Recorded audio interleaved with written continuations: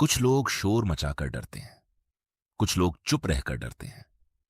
और सबसे खतरनाक डर वो होता है जो इतना पुराना हो चुका हो कि इंसान उसे अपना स्वभाव समझ बैठे, ये सोचकर कि वह बस ऐसा ही है, शांत, पीछे रहने वाला, कभी आगे ना आने वाला। करण के साथ यही हुआ था। वह उस मार्केटिंग कंपनी में इंटर्न बनकर आया था जहां रोहन काम करता था। हर मीटिंग में करण कोने की कुर्सी चुनता, नोटबुक में कुछ लिखता रहता, पर मुंह से एक शब्द नहीं निकालता।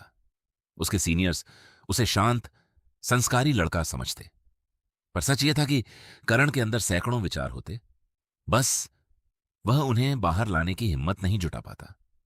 करण कॉलेज के दिनों से ऐसा नहीं था। स्कूल में वह बहस प्रतियोगिताओं में हिस्सा लेता, हाथ उठाकर सवाल पूछता, बेझिझक अपनी राय रखता। पर कॉलेज के आखिरी साल में एक घटना हुई। एक बड़े प्रोजेक्ट प्रेजेंटेशन में उसने अपनी राय रखी, जो बाकी सबसे अलग थी, और एक सीनियर प्रोफेसर ने सबके सामने उसका मजाक उड़ाया, ये कहते हुए कि तुम अभी इतने अनुभवी नहीं हो कि ऐसी बातें करो। पूरी क्लास हंसी थी उस दिन। करण को याद है, वह अपनी सीट पर वापस बैठा, चेहरा लाल, कान गर्म, और उसने खुद से कसम खाई थी, अब कभी किसी के सामने ऐसी शर्मिंदगी नहीं झेलूंगा। उस दिन के बाद कई हफ्तों तक उसने क्लास में एक भी सवाल नहीं पूछा। यहां तक कि जब उसे कुछ समझ नहीं आता तब भी वह चुप रहता, बाद में अकेले में किताबों से समझने की कोशिश करता। उस दिन के बाद करण ने चुप रहना सीख लिया। उसने खुद से एक अनकहा नियम बना लिया, जब तक पूरी तरह यकीन न हो कुछ मत कहो। धीरे धीरे यह नियम इतना गहरा हो गया कि वह लगभग कभी कुछ नहीं कहता, क्योंकि पूरा यकीन कभी आता ही नहीं था। उसके दोस्त भी धीरे धीरे उसकी इस आदत के आदी हो गए। वे कहते, करण को मत छेड़ो बहस में, वो कभी अपनी राय नहीं देगा। ऑफिस में यही आदत उसके साथ आई। एक दिन टीम मीटिंग में मैनेजर ने पूछा, इस कैंपेन का आइडिया किसी के पास है? करण के दिमाग में एक बहुत अच्छा आइडिया घूम रहा था, पर उसने सोचा, अगर गलत निकला तो, अगर लोग हंसेंगे। उसने चुप रहना ही सही समझा। कुछ मिनट बाद किसी और ने लगभग वही आइडिया रखा और सबने तारीफ की। करण अंदर ही अंदर मायूस हो गया, पर बाहर से कुछ नहीं दिखाया। यह थिंकोरा है। यहां हम सिर्फ किताबों की बात नहीं करते। हम देखते हैं कि जब एक आम इंसान किसी अच्छी किताब की बात को अपनी जिंदगी में उतारता है, तब उसकी जिंदगी कैसे बदलती है। आज की कहानी शुरू होती है सूसन जेफर्स की किताब feel the fear and do it anyway से, और एक ऐसे इंसान से जो अपने ही विचारों को खुद में दबाए रखता था। उसका नाम था करण। एक दोपहर लंच के बाद रोहन ने करण को अकेला बैठा देखा, फिर से नोटबुक में कुछ लिखते हुए। अकेला, चुप। रोहन उसके पास गया और बैठ गया। उसने पूछा, तुम मीटिंग्स में इतने चुप क्यों रहते हो? तुम्हारे पास तो अच्छे आइडिया लगते हैं। मैंने तुम्हारी नोटबुक में झलक देखी थी एक बार। करण थोड़ा शर्माया, फिर धीरे से बोला, मुझे डर लगता है कि अगर मैंने कुछ गलत कहा तो लोग क्या सोचेंगे, मेरा मजाक बन जाएगा। रोहन कुछ देर चुप रहा, फिर मुस्कुराया, बोला, मैं भी कभी ऐसा ही था, पर मुझे एक किताब ने सिखाया कि डर कभी जाता नहीं, बस हम उसके साथ आगे बढ़ना सीख जाते हैं। करण ने पूछा, मतलब? रोहन ने जवाब दिया, एक किताब है, उसका नाम है डर को महसूस करो और फिर भी करो। उसमें लिखा है कि हर इंसान डरता है, चाहे वह कितना भी सफल दिखे। फर्क सिर्फ इतना है कि कुछ लोग डर के बावजूद कदम बढ़ाते हैं और कुछ लोग डर के जाने का इंतजार करते रहते हैं, जो कभी नहीं आता। उस रात करण ने वो किताब ढूंढी, पढ़नी शुरू की। एक पन्ने पर लिखा था, डर हमेशा वहां रहेगा जब भी हम कुछ नया करेंगे। सवाल यह नहीं कि डर कैसे खत्म करें, सवाल यह है कि डर के साथ कैसे जिएं और फिर भी आगे बढ़ें।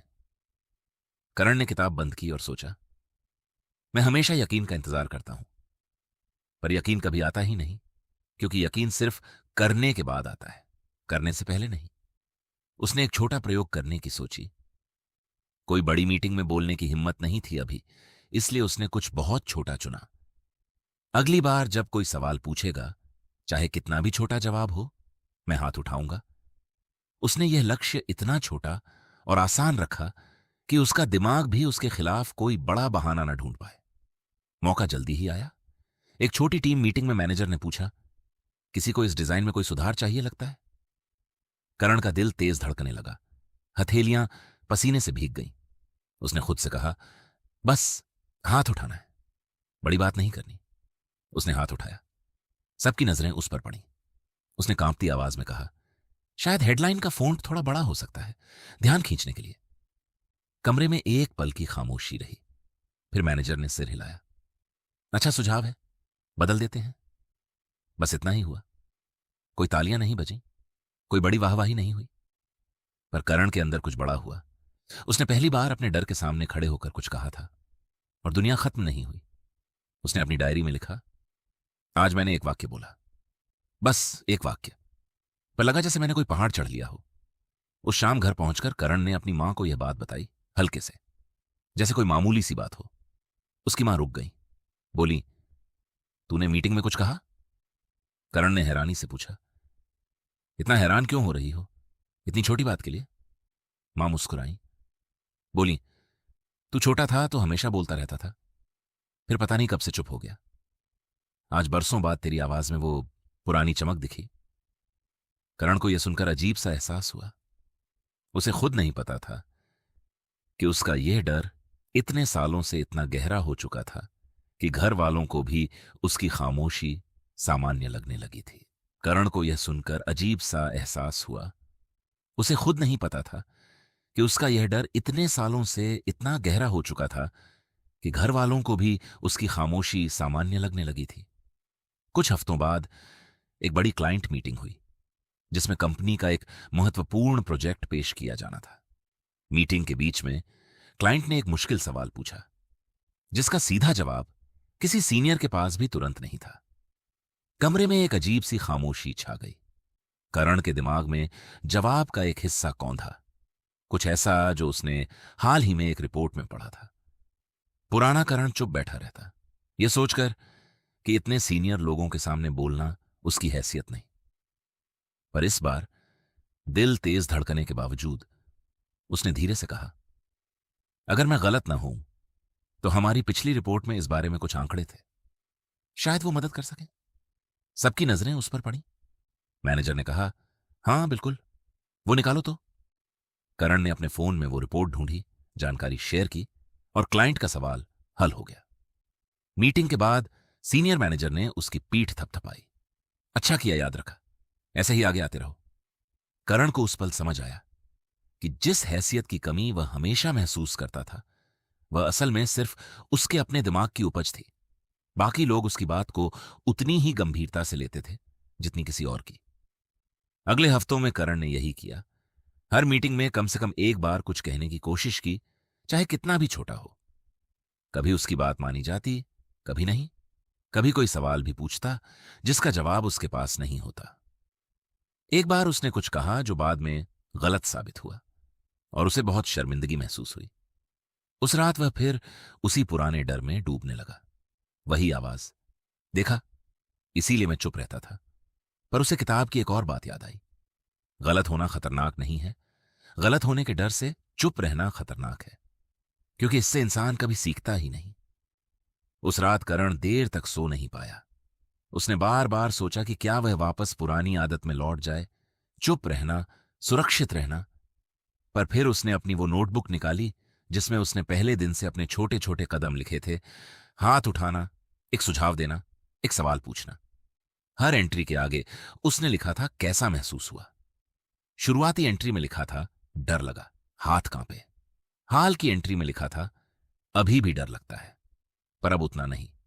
उसने समझा कि यह सफर सीधी रेखा में नहीं चलता, कभी 2 कदम आगे, कभी 1 कदम पीछे, पर औसतन दिशा सही थी। अगले दिन उसने अपनी गलती मान ली, सबके सामने, बिना शर्मिंदा हुए।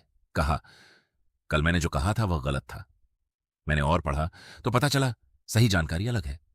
किसी ने उसका मजाक नहीं उड़ाया, बल्कि एक सीनियर ने कहा, यह मानना कि तुम गलत थे, यही असली समझदारी है।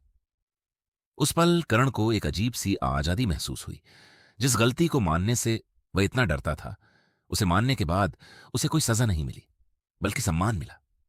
उसने समझा कि जिस इमेज को वह बचाने की कोशिश में चुप रहता था, वह इमेज असल में उसकी सच्चाई बताने से टूटती नहीं, बल्कि मजबूत होती है।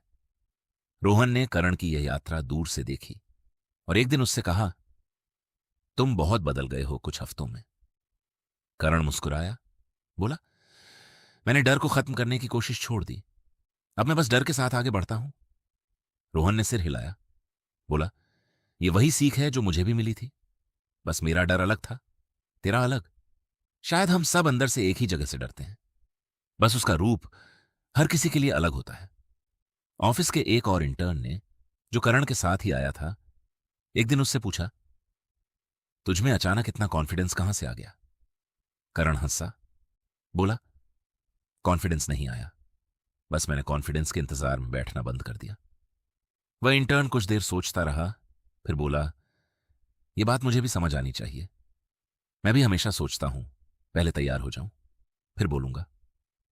करण ने उसे अपनी नोटबुक दिखाई, वो जिसमें उसने अपने छोटे छोटे कदम लिखे थे। उसने कहा, तू भी ऐसा कुछ शुरू कर। बस एक छोटी चीज चुन जो तुझे डराती है, और उसे बहुत छोटे रूप में कर, इतना छोटा कि मना करने का बहाना भी ना बचे। उस इंटर्न ने भी उस दिन से एक नोटबुक बनानी शुरू की और कुछ हफ्तों में उसमें भी बदलाव दिखने लगा। करण को यह देखकर एक नया एहसास हुआ कि जो सफर उसने अकेले शुरू किया था, वह अब किसी और की भी मदद कर रहा था, बिल्कुल वैसे ही जैसे रोहन की एक बात ने कभी उसकी मदद की थी। महीनों बाद इंटर्नशिप खत्म होने वाली थी और कंपनी को एक नए कैंपेन के लिए आइडिया चाहिए था। करण के पास एक आइडिया था, बड़ा, थोड़ा जोखिम भरा, ऐसा जो शायद ना चले। पुराना करण इसे कभी नहीं कहता। कई दिन तक उसने सोचा, यह आइडिया रखूं या नहीं, कहीं इतना बड़ा प्रोजेक्ट मुझसे संभल भी पाएगा या नहीं। उस रात उसने फिर वही किताब खोली, उस पन्ने पर जो उसने सबसे ज्यादा बार पढ़ा था, जहां लिखा था, जोखिम लेने का मतलब यकीन होना नहीं है कि आप सफल होंगे। जोखिम लेने का मतलब है कि आप असफल होने के डर के बावजूद कोशिश करने को तैयार हैं। अगली सुबह मीटिंग में करण की बारी आई। पूरे कमरे की नजरें उस पर थीं। सीनियर मैनेजर्स, डायरेक्टर, सब मौजूद थे। इस बार उसने पूरी मीटिंग के सामने अपना आइडिया रखा, विस्तार से, आत्मविश्वास के साथ, भले ही उसकी आवाज थोड़ी कांप रही थी। उसने अपने आइडिया के पीछे की सोच समझाई, संभावित जोखिम भी बताए, और यह भी बताया कि अगर यह सफल हुआ तो क्या फायदा होगा। मीटिंग के बाद कंपनी के डायरेक्टर ने उसे रोका और कहा, यह आइडिया दिलचस्प है, हम इस पर आगे काम करना चाहेंगे, और तुम्हारी इंटर्नशिप खत्म होने के बाद हम तुम्हें फुल टाइम ऑफर देना चाहते हैं। करण को यकीन नहीं हुआ। जिस आइडिया को कहने में उसे हफ्तों की हिम्मत जुटानी पड़ी, उसी ने उसका पूरा भविष्य बदल दिया। घर लौटते हुए उसने रोहन को फोन किया, उत्साह से भरी आवाज में सब बताया। रोहन ने कहा, देखा, डर कभी गया नहीं तुम्हारा, तुमने बस उसे रोकने नहीं दिया अपने रास्ते में। करण ने उस रात अपनी डायरी में लिखा, मैंने सालों यकीन का इंतजार किया, यह सोचकर कि यकीन आएगा तो मैं बोलूंगा। असल में यकीन बोलने के बाद आता है, बोलने से पहले नहीं। मैंने डर को खत्म नहीं किया, मैंने बस उसे अपने साथ चलना सिखा दिया। कुछ हफ्तों बाद जब करण ऑफिस में अपनी नई फुल टाइम भूमिका में बैठा, उसने उसी कोने की कुर्सी को देखा जहां वह पहले दिन बैठा था, चुप, डरा हुआ, नोटबुक में सिर्फ लिखते हुए। उसने सोचा, अगर उस दिन मैं वैसा ही रहता जैसा था तो आज यहां ना होता। यह एहसास उसे हर बार नई हिम्मत देता, जब भी पुराना डर वापस लौटने की कोशिश करता। एक दिन उसने ऑफिस के नए इंटर्न्स के बैच से बात करते हुए कहा, आप सब में से जो सबसे ज्यादा चुप बैठे हैं, शायद उनके पास ही सबसे अच्छे आइडिया हों, बस बोलने की हिम्मत नहीं जुटा पा रहे। एक लड़की ने धीरे से हाथ उठाया और पूछा, आपको कैसे पता चला? करण मुस्कुराया, बोला, क्योंकि मैं भी वहीं था। अगर आपके अंदर भी कोई ऐसी बात है जो आप कहना चाहते हैं पर डर के कारण चुप रह जाते हैं, तो याद रखिए, यकीन का इंतजार मत कीजिए, वह कभी पूरी तरह नहीं आता। बस पहला छोटा कदम उठाइए, डरते हुए ही सही। जो लोग डर के बावजूद बोलते हैं, वही असल में सबसे बहादुर होते हैं, न कि वो जिन्हें कभी डर लगता ही नहीं। यहां हम सिर्फ किताबों का सार नहीं बताते, हम देखते हैं कि जब एक अच्छा विचार किसी आम इंसान की जिंदगी में उतरता है तो उसकी पूरी कहानी कैसे बदल जाती है। अगली कहानी में फिर मिलेंगे। तब तक एक छोटा कदम उठाओ, रोज उठाओ, और कभी रुकना मत।